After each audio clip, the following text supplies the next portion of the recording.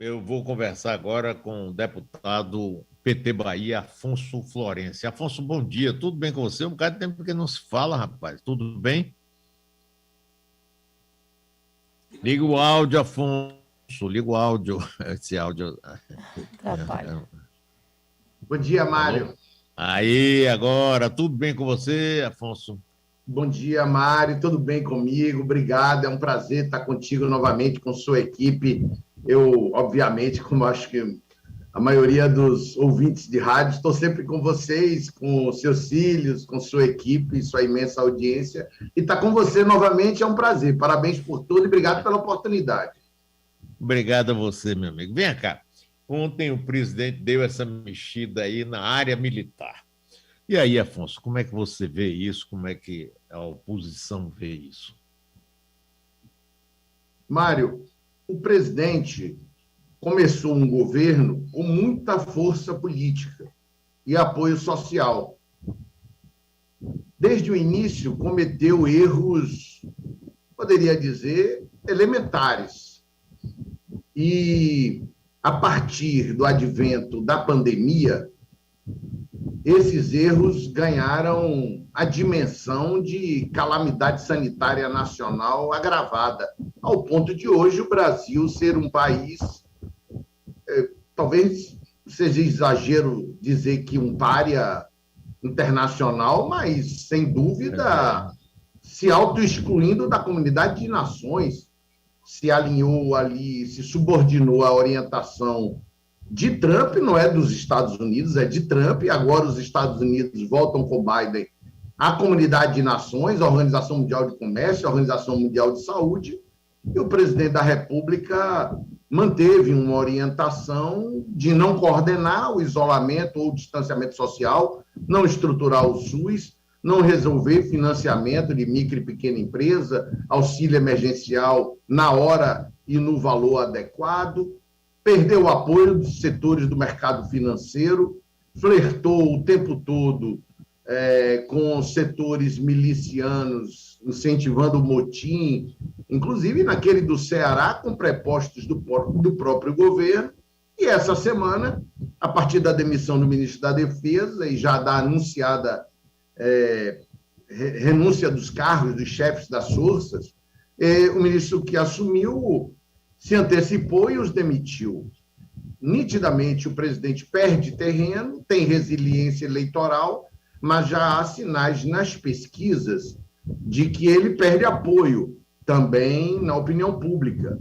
Resta saber se a previsível reação dele, digamos assim, recrudescendo seus propósitos de desestabilizar as instituições e, eventualmente, mais uma vez, copiar Trump e tentar questionar uma possível derrota eleitoral ou antes dar um alto golpe, se ele vai ter força para levar isso adiante. Mas essa semana já é uma semana que o presidente sofreu uma importante derrota política, Mário.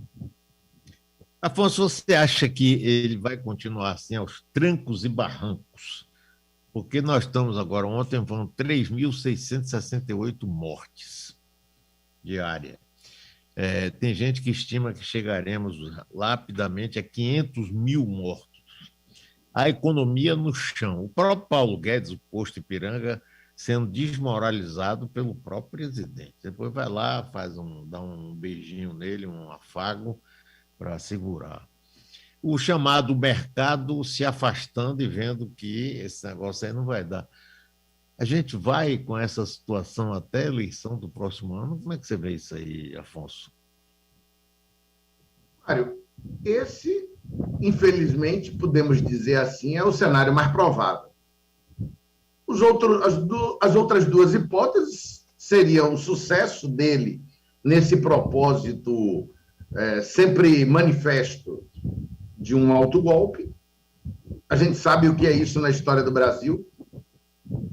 Estamos hoje no dia 31, né, Mário? Uma data a ser motivação para reflexão histórica e para reflexão também sobre a atualidade. Então, uma hipótese é a tentativa do autogolpe prosperar. Acho muito improvável. Inclusive, apesar de o malabarismo retórico da nota do comandante, agora novo ministro, né, da Defesa, sobre o dia 31, apesar de ainda retornar a ideia da celebração como de um evento que veio para garantir as liberdades, essa linha que é uma linha histórica já das Forças Armadas Brasileiras. Apesar disso, nós podemos dizer que ali há nas entrelinhas uma declaração de que não há aval das forças para qualquer tentativa de autogolpe de Bolsonaro. Então, essa é uma hipótese. A outra hipótese é um impeachment.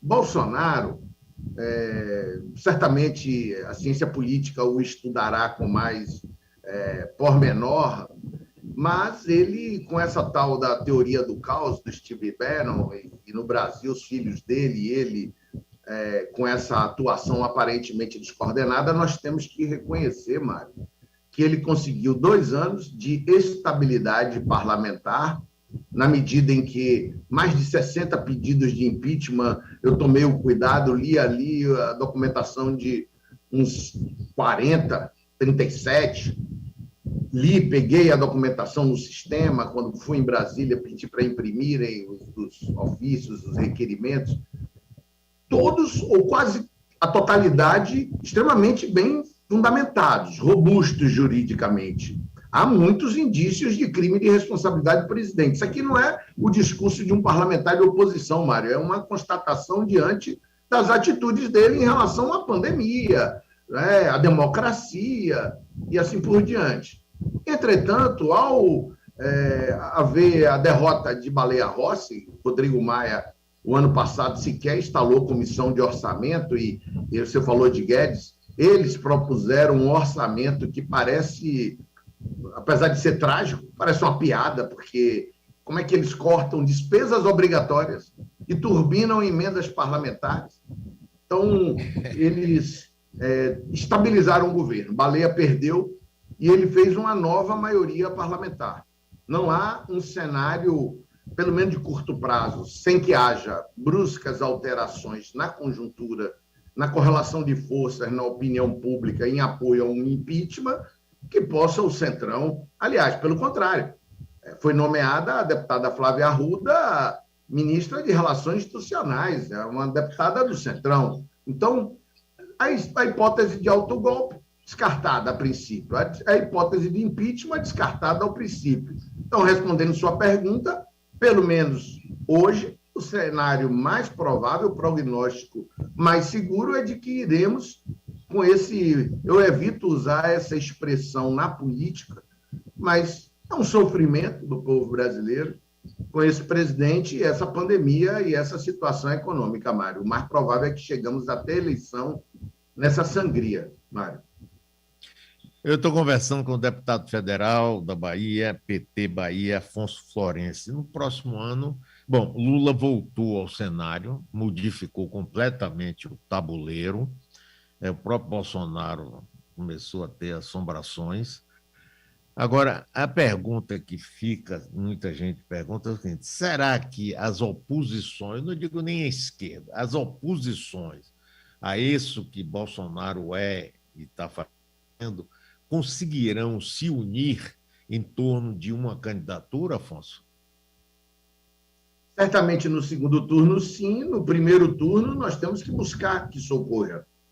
Porque, Mário, enquanto Lula estava inelegível, o cenário mais provável era Bolsonaro, supondo nós todos, o que é muito razoável pelas pesquisas, como referência de hipótese provável, Bolsonaro no segundo turno com um outro candidato ou candidato.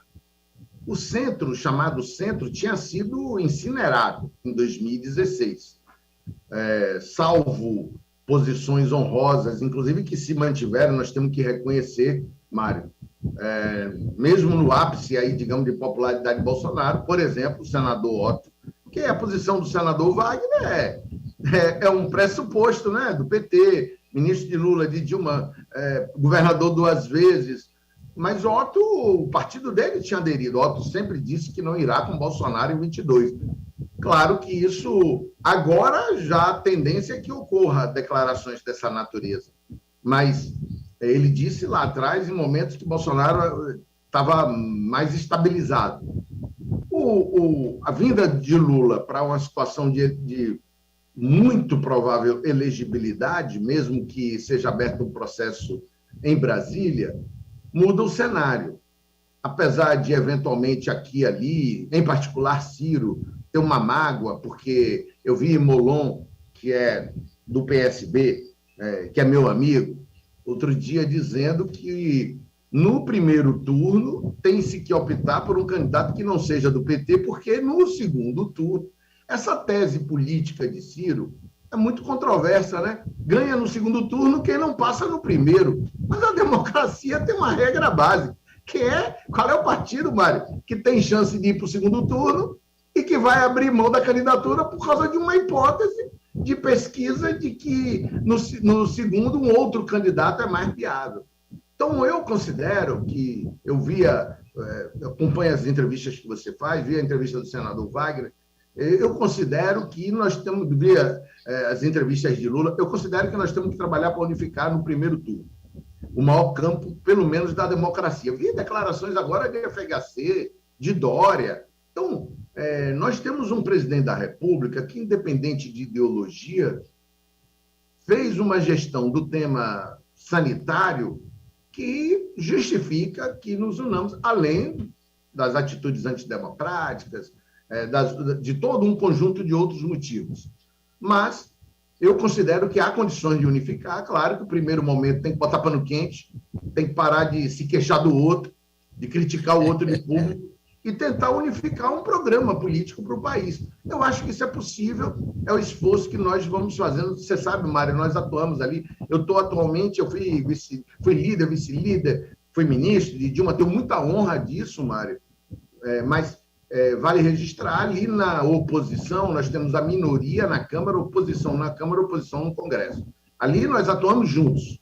O PT, o PCdoB, o PDT, o PSB, o PSOL e o Rede. E acho que podemos ampliar o centro. Começa a se reconstituir um centro que deixou de existir em 16, a próceres nacionais, como citei, o senador Otto, apesar do partido dele estar na base do governo, ele não está.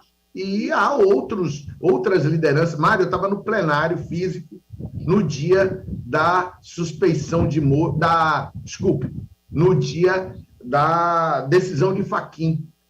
E eu não vou dizer os nomes, mas eu contei 7 parlamentares da base do governo se dirigiram a mim ali no plenário para dizer: Afonso, se for, muitos me chamam de Florencio, se for Lula, eu passo por lá de cá novamente, viu? Não esqueça que eu vim lhe dizer aqui agora. Então, eu acho que é possível que se constitua novamente um centro e é possível que, além da chamada oposição, outros segmentos hoje, digamos assim, independentes, podem estar reunidos no primeiro turno, Mário.